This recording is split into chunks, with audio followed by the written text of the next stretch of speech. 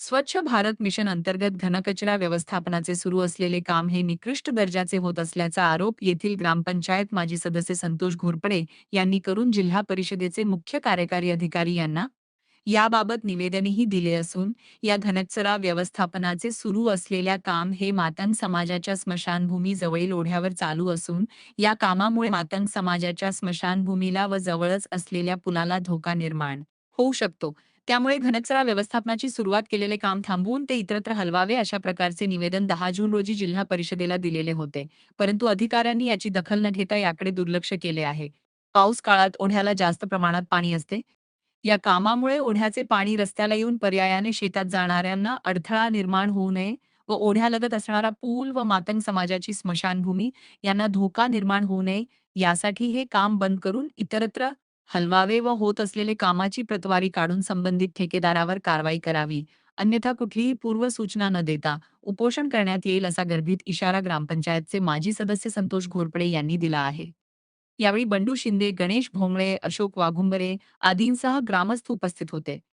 पालमटाकळी या ठिकाणी हरजन वस्ती व मातंग वस्ती या दोन्हीच्या वस्तीच्या मध्ये जो वडा आहे त्या ठिकाणी आज ग्रामपंचायतमार्फत एस.टी.पी. प्लॅनचे काम चालू आहे.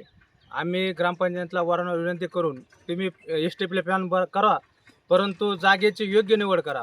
कारण या ठिकाणी वडा असून हा वडा नुसता पालमटाकळीपुरतं मर्यादित नसून तर ह्या वड्यासाठी पाटगावून जळगावून या ठिकाणून पाणी येत आहे.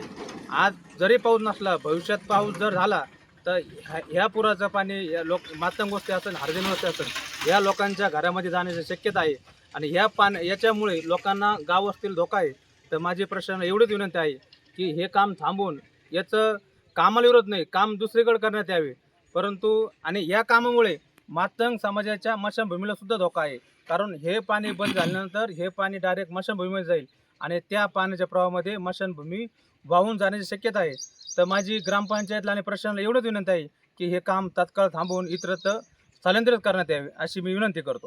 कचऱ्याचं काम चालू आहे, हे निकृष्ट दर्जाचं काम असून इथे जर हे काम झाल्यानंतर आमच्या मातंग समाजाच्या स्मशानभूमीसाठी यास मोठ्या प्रमाणात धोका आहे.